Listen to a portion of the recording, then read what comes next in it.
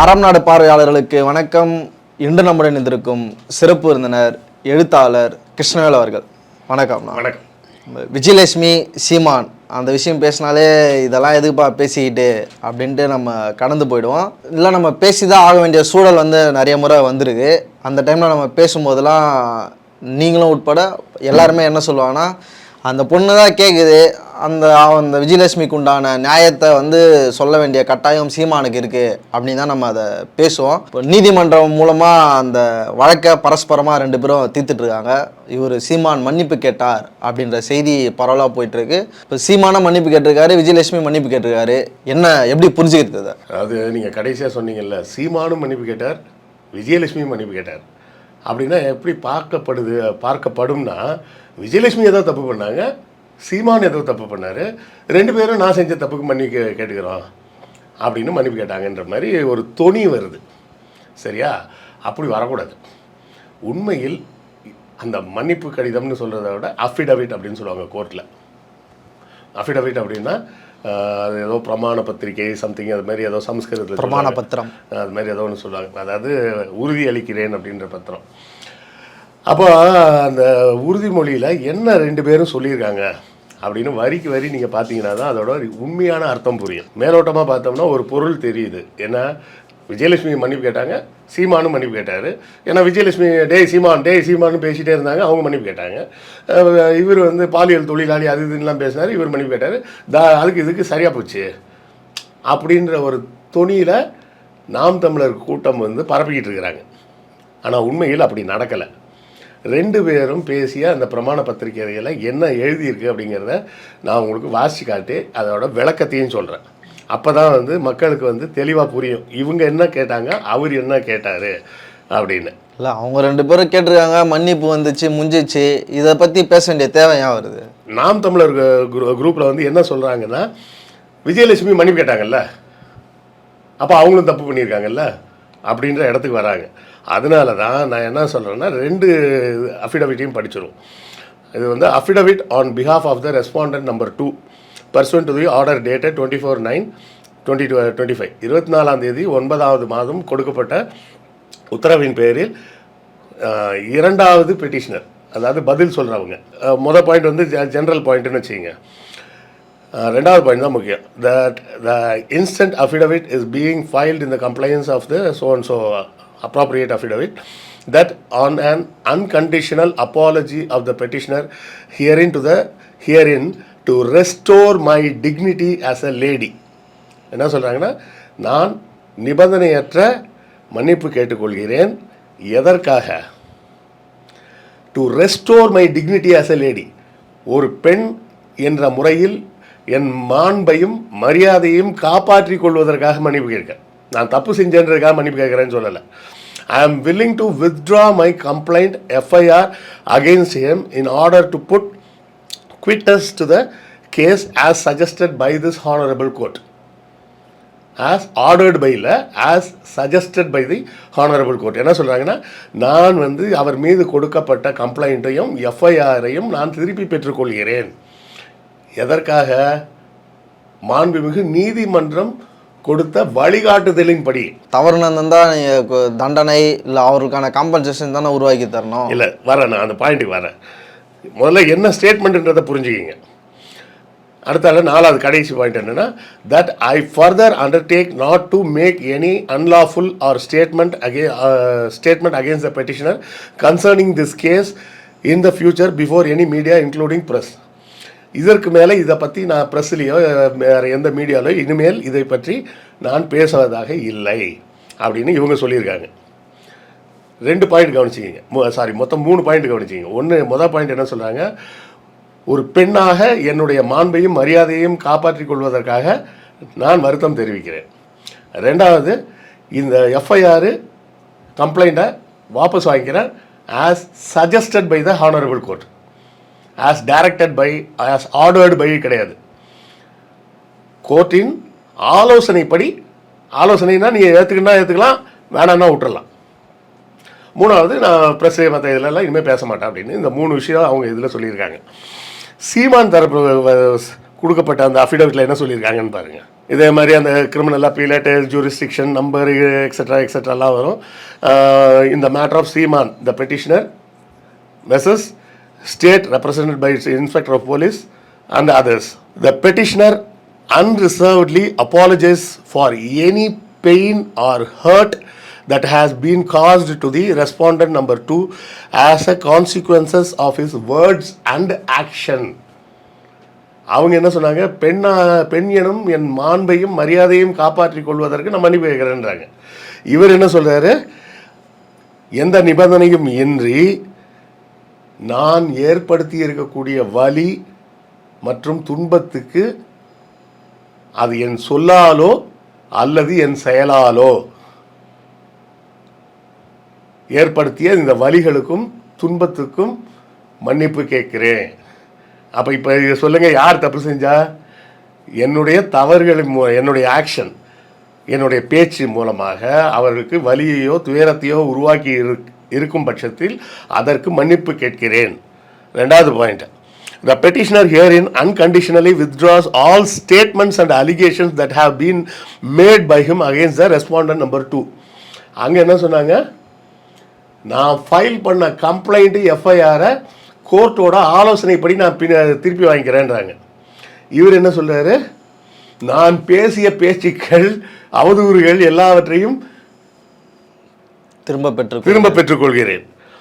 The petitioner undertakes not to make any comments to the media, mainstream or social regarding the respondent or her conduct and is hopeful that respondent 2 will extend the same courtesy to him.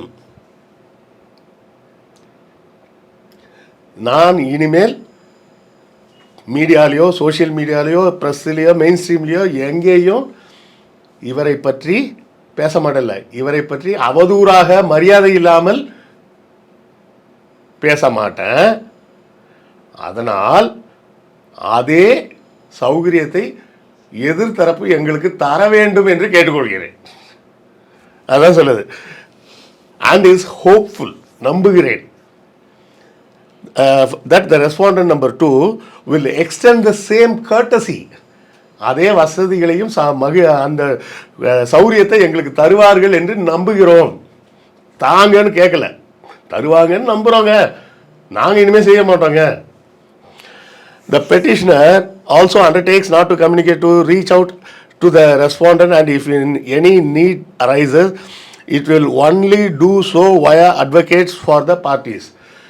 எந்த காலத்திலும் விஜயலட்சுமியை நேரடியாக சீமான் தொடர்பு கொள்ளக்கூடாது. அப்படி தொடர்பு கொள்வதாக இருந்தால் யாராவது எந்த காரணமாக இருந்தாலும் ஒரு வக்கீல் மூலமாக தான் தொடர்பு கொள்வேன்னு உறுதி கொள்கிறேன். The petitioner prays that the present proceedings may be concluded and disposed of in view of the above. நான் மேலே சொன்ன இந்த எல்லா ஸ்டேட்மெண்ட்டையும் வச்சுக்கிட்டு இந்த வழக்கத்தை கொஞ்சம் தள்ளுபடி பண்ணிவிடுங்க, நான் தெரியாமல் வந்து வழக்கு போட்டுட்டேன் அப்படின்னு முடிச்சிருக்காப்புல. இதுதான் இப்போ ரெண்டு பேரும் கொடுத்துருக்கிற அஃபிடவிட்டோட சாராம்சம்.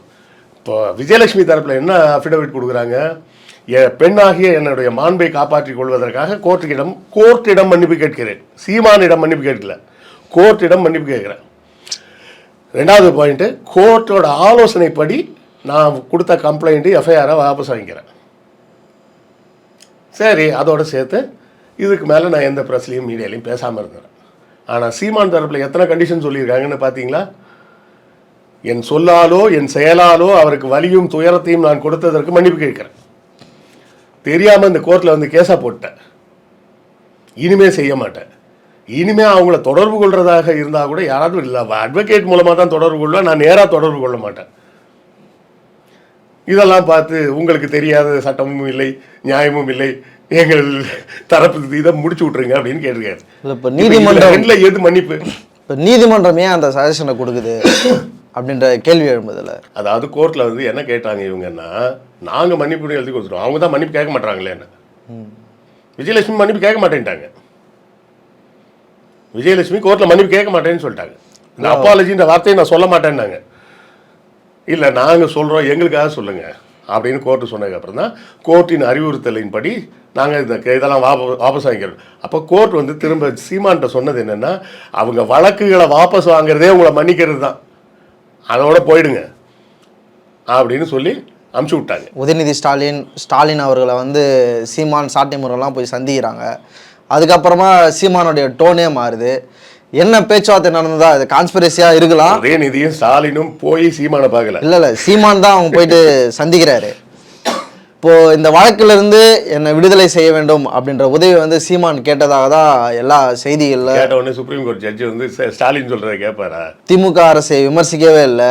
இந்த விஜய் விவகாரத்தில் அரசுக்கு திமுக ஆட்சிக்கு துணையா நின்று சாட்டை துரைமுருகன் பேசுகிறாரு. இன்னும் அப்கிரேடாக என்ன பண்ணியிருக்காருன்னா, நக்கீரன் கோபால் அவர்களை சாட்டை துரைமுருகன் அவருடைய சேனலில் இன்டர்வியூ எடுத்து போட்டிருக்காங்க. என்ன கூட தான் கூப்பிட்டாங்க ஒரு தடவை, நான் வரமாட்டேன்ட்டு. இப்போ வழக்கில் இருந்து விடுதலையாக இருக்காரு, மன்னிப்பு கேட்டு விடுதலையாக இருக்காரு. ஒரு சமரசத்திற்கு இவர்கள் உதவி பண்ணியிருக்கிறாங்கன்ற கேள்வியை முன்வைக்கிறாங்க. இது வந்து எப்படின்னா, யானை தான் தலையில் தானே மண்ணள்ளி போட்டுக்கிச்சும்பாங்கல்ல, அந்த கதை இது. ஹைகோர்ட்டில் கேஸ் நடக்குது, சரியா? ஹைகோர்ட்டில் கேஸ் நடக்கும்போது இவருக்கு யார் வக்கீல்லாம் தெரில, உலகமாக அறிவாளியாக இருப்பான் போல இருக்கு. நாம் போய் இந்த கேஸை தள்ளுபடி பண்ணுங்கன்னு சுப்ரீம் கோர்ட்டில் கேட்போம், குவாஷ் பண்ணுங்கன்னு கேட்போம் அப்படின்னு போய் கேட்டிருக்காங்க அப்படின்னு சொல்லியிருக்காங்க. சொல்லி தான் போய் வழக்கை தொடர்ந்தது. அந்த வழக்கில் தான் இப்போ மன்னிப்பு கேட்டிருக்குது. கேட்டோடனே முதல் ஹியரிங்கில் வழக்கை தொடுத்தது இவர், சரியா? வழக்கை தொடுத்துட்டு முதல் ஹியரிங்கில் இவர் என்ன சொல்கிறாருன்னா, நாங்கள் வெளியே பேச்சுவார்த்தை நடத்துகிறோம், இது ஒரு மாதிரி ஃபேமிலி டிஸ்பியூட் மாதிரி, நாங்களே பேசி முடிச்சுக்கிறோம் அப்படின்ட்டு. சரின்ட்டு சரிப்பா அப்படின்னு சொல்லி விட்டுறாங்க. விட்ட உடனே வெளியே வராங்க. அதாவது இவருக்கு எங்கே பயந்தார் தெரியுமா? ஹைகோர்ட்டில் ஒரு ஆர்டர் போடுறாங்க. அதாவது விஜயலட்சுமி வந்து கேஸெல்லாம் ஃபைல் பண்ணப்போ தான் உங்களுக்கு தெரியும், இரவோடு வருக உறவே, காலையில் வலசரவாக்கம் போலீஸ் ஸ்டேஷன் போகிறேன் அப்படின்ற கதையெல்லாம் வந்தது. அது ஏன் வருது அப்படின்னு கேட்டால், கோர்ட் வந்து ஸ்ட்ரிக்டாக சொல்லிட்டாங்க.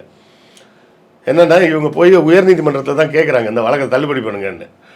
சென்னை உயர்நீதிமன்றத்தில் என்ன சொல்கிறாங்கன்னா, கேஸ் கொடுத்த பெண்மணியே வழக்கை திரும்ப வாங்கினா கூட நாங்கள் இந்த இடத்துல விட முடியாது, இது ஒரு பாலியல் குற்றமாக தான் கருதப்படும், அதனால இதை நாங்கள் விசாரிச்சு தான் ஆகணும்னு சொல்லிட்டு, இவ்வளோ நாள் ஏன் விசாரிக்காமல் இருக்கீங்க அப்படின்னு காவல்துறையிட்ட கூப்பிட்டு 8 வாரத்துக்குள்ளே எனக்கு விசாரித்து சொல்லுங்கன்றாங்க. 8 வாரமோ 12 வாரமோ சொன்னாங்க. அப்போ தான் சீமான் மிரண்டு போனது முதல் தடவை. வீட்டுக்கு சம்மன் வேறு ஒட்ட வந்துட்டாங்க, அது ஒய்ஃபெல்லாம் போட்டு கிழிச்சது, அந்த வச்சது போன கதையெல்லாம் நம்ம பார்த்துருக்கோம். இப்போ இந்த இடத்துல கம்முன்னு பேசாமல் இருந்திருந்தாங்கன்னா இங்கேயே ஏதாவது ஒன்று நடந்திருக்கும். இதுக்கு அடுத்த கட்டமாக இப்போ இவங்க விசாரணையை நிப்பாட்டணும்னு சொல்லி தான் அவர் என்ன பண்ணுறாரு, உச்சநீதிமன்றத்துக்கு போகிறார். உச்சநீதிமன்றத்துக்கு போய் இந்த வழக்கை தள்ளுபடி பண்ண சொல்லுங்கள், தேவையில்லாமல் அவதூறு பேசுகிறாங்க அப்படி இப்படின்னு சொல்லி போய் ஃபைல் பண்ணுறாரு. ஃபைல் பண்ண உடனே முதல் கட்டமாக விசாரிக்கும்போது, முதல் கட்ட விசாரணையில் அவர் என்ன சொல்கிறாரு, விஜயலட்சுமியையும் எங்கள் தரப்புக்கும் பேச்சுவார்த்தை நடக்குது அப்படின்றார்.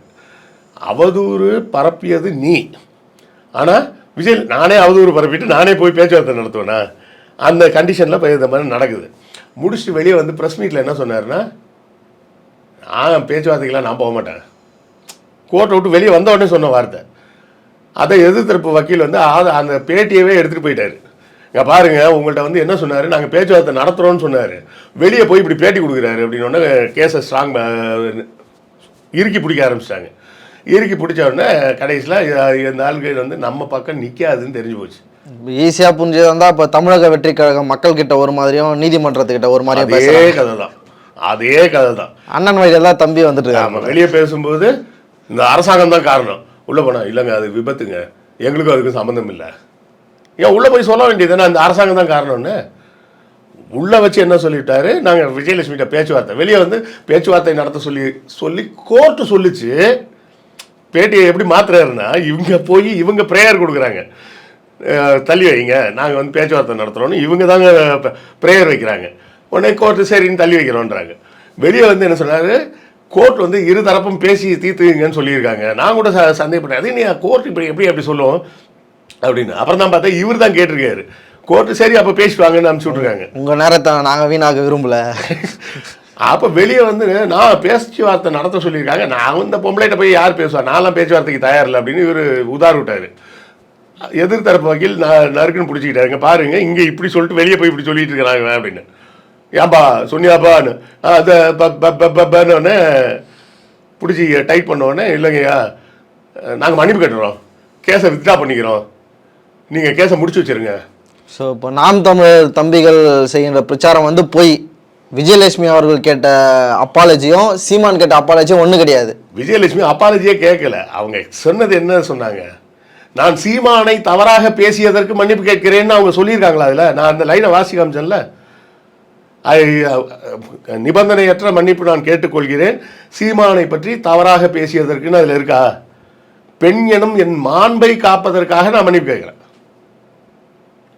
அங்க சீமான்ற வார்த்தையே வரல, இங்க தெளிவா வருது. வார்த்தையாலும் செயலாலும் நான் அவர்களுக்கு ஏற்படுத்திய வலியும் துன்பத்திற்காகவும் மன்னிப்பு கேட்கிறேன்.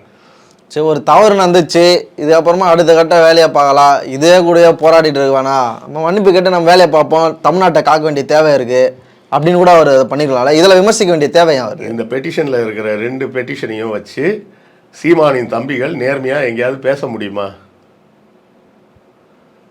அவங்களுக்கே நல்லா தெரியும். இல்லை, அதை பேச வேணான்றதுனால தான் நாங்கள் அதை பண்ணுறாங்க. அப்போ நீ தப்பு பண்ணியிருக்கன்றதை நீயே ஒத்துக்கிட்டல்ல. ஒத்துக்கிட்டாங்க, மன்னிப்பு கேட்டாங்க. வந்து பாலியல் தொழிலாளி அப்படியாக்கும் இப்படியாக்கும் குச்சி கரும்பு காட்டுக்குள்ள கொண்டு போய் குச்சியில் இருந்த பொண்ணை தூக்கிட்டு போய் ரேப் பண்ணிட்டேன் என்னெல்லாம் பேசுன நீ. ஊரில் வேற பொம்பளையா கிடைக்கலையா அப்படின்னு என் பொண்டாட்டி கேட்டாங்க. என்னெல்லாம் நீ பேசுன. அப்போ வந்து உனக்கு கொஞ்சம் கூட வெக்கம், மானம், சூடு, சொரணை, ரோசம், சோறு தான் திங்கிறியா, சோத்தில் உப்பு போட்டு திங்கிறியா அப்படின்னு மற்றவங்க கேட்பாங்களா கேட்க மாட்டாங்களா? மக்கள் கேட்பாங்கல்ல. அதனால தான் வந்து இந்த மன்னிப்பு பெட்டிஷனை இப்போ டவுன்லோட் பண்ணி எடுத்துகிட்டு வந்தேன் நான். அப்போ தான் மக்களுக்கு புரியும் இதுதான் உண்மை நிலவரம் என்ன அப்படிங்கிறது. உண்மை நிலவரம் தெரியாமலேயே இவங்களா வந்து ஆளுக்கு ஒன்று பேசிக்கிட்டு அவங்க விஜயலட்சுமி கேட்டாங்க, அவரும் மன்னிப்பு கேட்டாங்கன்னா என்ன ஆயிடுது? அதாவது ஸ்கூலில் 2 பசங்க சண்டை போட்டாங்கன்னா சொல்லுவாங்களா, நீ அவனை அடிச்சியா? ஆமாம். நீ அவனை அடிச்சியா? நான் திருப்பி தான் அடித்தேன். எப்படியோ 2 பேரும் அடிச்சல, 2 பேரும் தோப்புக்கரணம் போட்டுன்னு சொன்ன மாதிரி கோர்ட்டில் சொன்னாங்க. 2 பேரும் மன்னிப்பு கேட்டு வந்துட்டாங்க அப்படின்ற மாதிரி ஒரு நரேட்டிவை செட் பண்ணுறாங்கல்ல. அந்த நரேட்டிவ் தப்பு. விஜயலட்சுமி மன்னிப்புகள்லாம் கேட்கல. விஜயலட்சுமி உங்கள் கோர்ட் நேரத்தை வீணடிச்சதுக்கு நம்ம மன்னிப்பு கேட்டுக்கிறேன்றாங்க. சரி, கோர்ட்டில் நீங்கள் பெரியவங்கெல்லாம் பார்த்து சொல்கிறீங்க, இதை போட்டு ஏன் எழுதுக்கிட்டே இருக்கிற, விட்டு தொலையா அப்படின்னு சொல்லி நீங்கள்லாம் கேட்டதுக்கிட்ட நான் கேஸை வாபஸ் வாங்கிக்கிறேன். இது 2 தான் அவங்க சொல்லியிருக்காங்க. அண்ணன் எத்தனை பாயிண்ட் கதறினார் பார்த்தீங்களா? 5 பாயிண்ட்டும் இதுதான் கதறி இருக்காரு. மன்னிச்சிங்க, இனிமேல் செய்ய மாட்டேன், தெரியாமல் செஞ்சுட்டேன் அப்படின்னு 5 பாயிண்ட்டும் இதான் சொல்லிட்டு கடைசியாக என்ன சொல்லியிருக்காரு, நான் இனிமேல் எந்த காலத்துலேயும் எங்கேயும் அவங்களை பற்றி கொஞ்சம் கூட அருவருக்கத்தக்க வகையிலையோ சட்டத்துக்கு எதிராக உள்ள விஷயங்களாகவோ நான் எதுவுமே பேசிட மாட்டேன். ஆனால் அதே போல் நம்புகிறேன் அவங்களும் என்னை பற்றி கொஞ்சம் பேசாமல் இருக்க சொல்லுங்கள் அப்படின்னு நம்புகிறேன் அப்படின்னு தான் சொல்லியிருக்காரு. புரியுதா? அப்போ இதை விட சாவர்கர் மன்னிப்பை விட கேவலமான மன்னிப்பாக இருக்குதுயா இது. அவ்வளோதான் நான் சொல்ல முடியும். இதுக்கு மேலே எனக்கு சொல்ல ஒன்றும் தெரியல. அரைந்திர வந்து பல்லைய தலைப்பா நம்பிக்கிறோம். நன்றி.